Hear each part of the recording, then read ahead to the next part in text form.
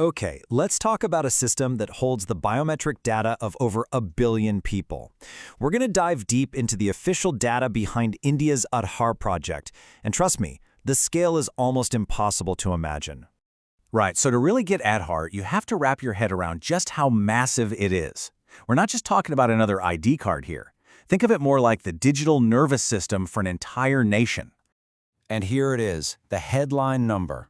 As of early 2025, we're looking at over 1.43 billion Aadhaar identities. Let that sink in for a second. That is more people than the entire populations of North America and Europe combined. Just wow. To put it simply, there is absolutely nothing else like this on the planet. It's not just one of the biggest databases, it is the single largest biometric identity system ever built. Period.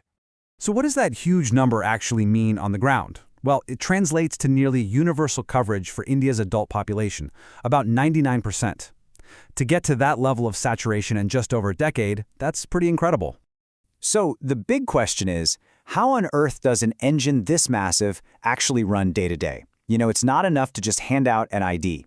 The system has to be this living, breathing thing that people can actually use and update all the time. And they really do update it. This shows us that over 360 million updates have been processed. They mostly fall into two buckets. About 60% are demographic, things like changing your address, and the other 40% are biometric, like when a child needs to update their fingerprints as they grow up.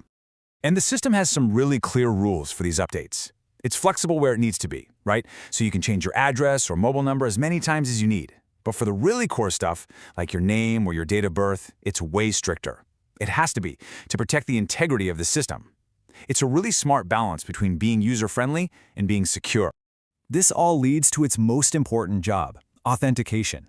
This is the magic moment where Aadhaar stops being just a card and becomes a key. It's how you prove you are who you say you are, using your fingerprint, your iris, or even your face to do everything from opening a bank account to getting government benefits. But here's the thing. Authentication is only useful if everyone can access it, no matter where they are. So let's take a look at the geographic footprint and see how this system is actually rolled out across India's incredibly diverse landscape. Now this chart, this tells a really fascinating story. It shows both amazing success and some pretty big challenges. On one side, you've got states like Maharashtra and Kerala with over 99% coverage. Amazing. But then on the other side, states like Assam and Meghalaya are lagging way behind. It shows a real digital divide that still needs a lot of work. Which brings us to the big so what question, right? What is the real-world impact of having a system like this, and what are the actual hurdles that people run into when they're trying to use it? The impact is just staggering. 2.31 billion authentication transactions in a single month.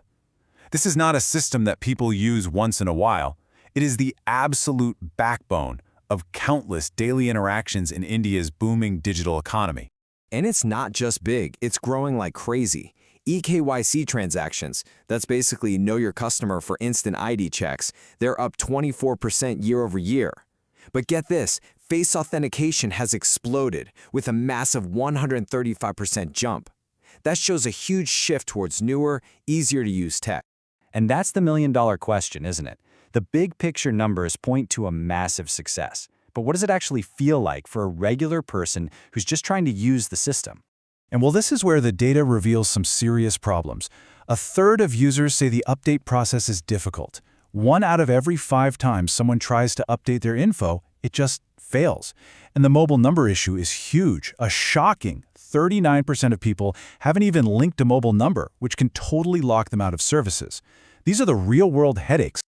Now, these challenges are pretty significant, but the good news is they haven't gone unnoticed. So what's the game plan to fix them? Let's look at how the system is going to evolve to tackle these issues head-on. The action plan is super direct and targeted. First up, simplify that whole update process to slash the 20% failure rate way down. Second, a major push to get people to link their mobile numbers. And third, zero in on those states with low coverage and really push to close that digital divide. And looking even further down the road, the strategy gets even more ambitious. We're talking about scaling up face authentication to handle over 1 billion transactions a month, building better real-time analytics, and even using AI to give people a heads up when they need to update their biometrics. The goal is to make the whole thing smarter and way more seamless. And that really gets to the heart of it all.